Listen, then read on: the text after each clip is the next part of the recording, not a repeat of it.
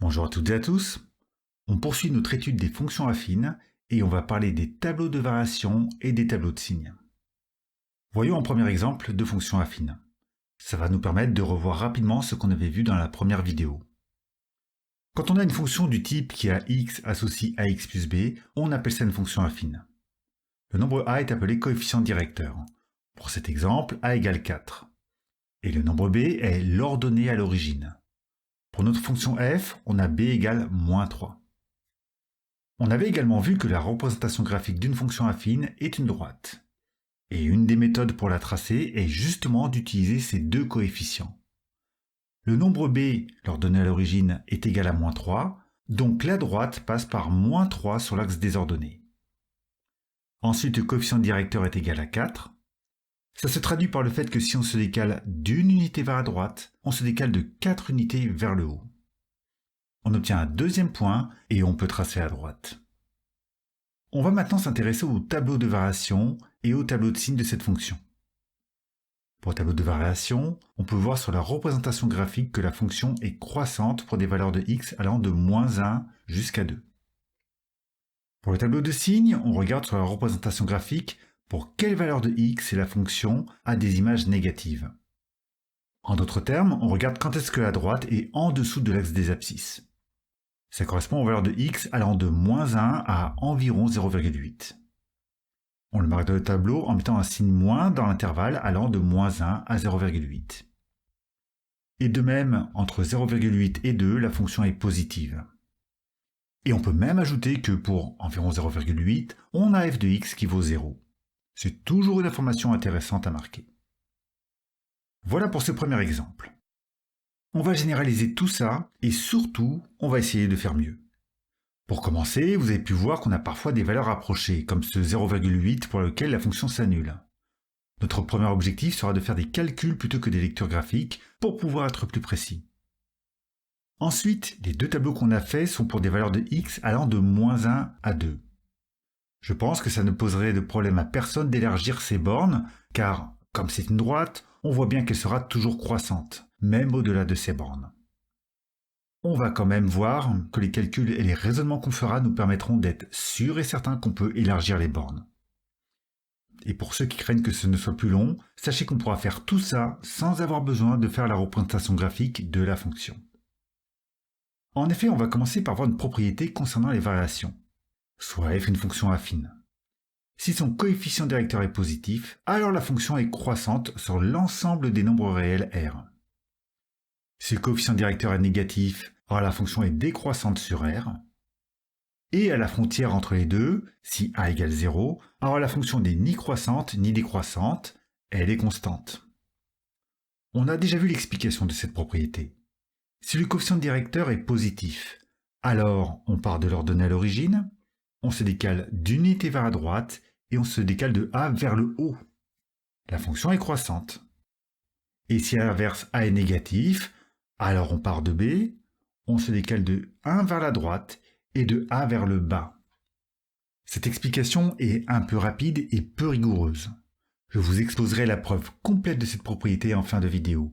Ne la zappez pas, c'est un raisonnement et des calculs mathématiques très classiques. Mais voyons d'abord un petit exemple avec cette fonction f qui à x associe moins 2x plus 5. On va faire son tableau de variation pour des valeurs de x allant de moins infini à plus l'infini. Pour ça, il suffit de regarder son coefficient directeur. C'est moins 2. C'est un nombre négatif, donc la fonction est décroissante sur R. S'il y a besoin de justifier par écrit, il suffit d'indiquer que la fonction est décroissante sur R, car le coefficient directeur est négatif. Et pour enfoncer le clou, on peut donner la valeur de ce coefficient directeur et écrire qu'il est inférieur à 0. Voyons maintenant le tableau de signes de cette fonction. Contrairement à la question des variations, on n'a pas vu de propriété particulière. Et on n'en a pas besoin.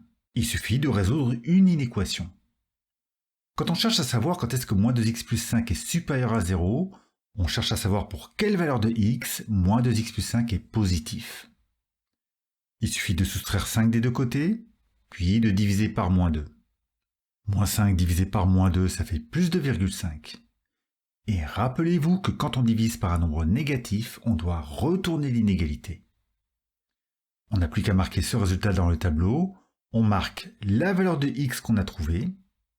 On vient de calculer que moins 2x plus 5 est positif pour tous les nombres inférieurs à 2,5. Donc, sur l'intervalle allant de moins infini à 2,5, f de x est positive. Pour x égale 2,5, on a f de x qui est égal à 0.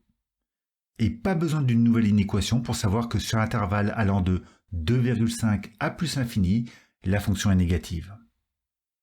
Éventuellement, si vous n'en êtes pas sûr, vous pouvez résoudre l'inéquation moins 2x plus 5 inférieur à 0, qui vous sert à savoir pour quelle valeur de x on mettra moins dans le tableau. Mais généralement, ce n'est pas nécessaire de résoudre une deuxième inéquation. Si vous regardez bien ces deux inéquations, vous voyez bien que ce sont les mêmes, à l'exception du signe d'inégalité. Pour résumer un peu tout ça, voilà ce qu'il faut retenir. Pour connaître le sens de variation d'une fonction, il suffit de regarder le signe du coefficient directeur. C'est la propriété qui est écrite du côté gauche. Et pour le tableau de signes, il faut résoudre une inéquation. On peut résoudre l'inéquation f de x supérieur à 0, ce qui nous permettra de savoir où mettre le signe plus dans le tableau de signes. On peut aussi résoudre f de x inférieur à 0 pour savoir quand mettre le signe moins, mais généralement, il est inutile de faire les deux. Pour finir, je vous avais promis la preuve de cette propriété. C'est un raisonnement très classique. Je vous rappelle qu'on parle de fonctions croissantes ou décroissantes sur un intervalle. La fonction f est croissante sur l'intervalle i si pour deux nombres quelconques de cet intervalle, l'ordre dans lequel l'image de ces nombres sont rangées est conservée. Et pour une fonction décroissante, c'est le contraire. Regardez, ça se retrouve facilement sur un schéma. Voici une fonction croissante et deux nombres quelconques x1 et x2, tels que x1 est inférieur à x2. Et si on regarde leurs images, on voit que f de x1 est aussi inférieur à f de x2.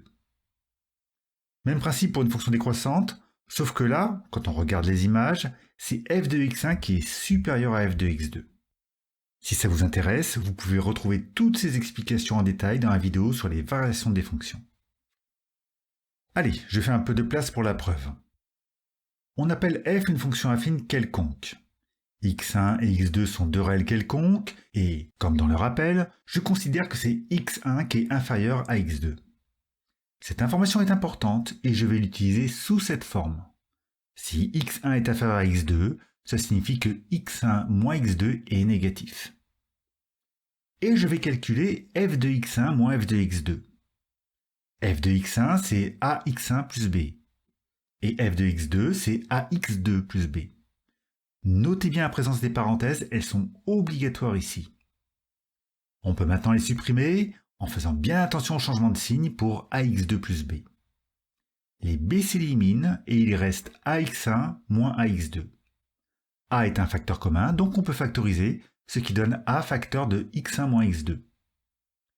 On a dit au-dessus que x1 moins x2 est négatif. Si a est positif, alors on a un produit d'un facteur positif et d'un facteur négatif, donc c'est négatif. Regardez ce que ça donne si on l'écrit. f de x1 moins f de x2 inférieur à 0 peut aussi s'écrire f de x1 inférieur à f de x2. Et ça correspond exactement à ce qu'on avait vu dans les rappels concernant les fonctions croissantes.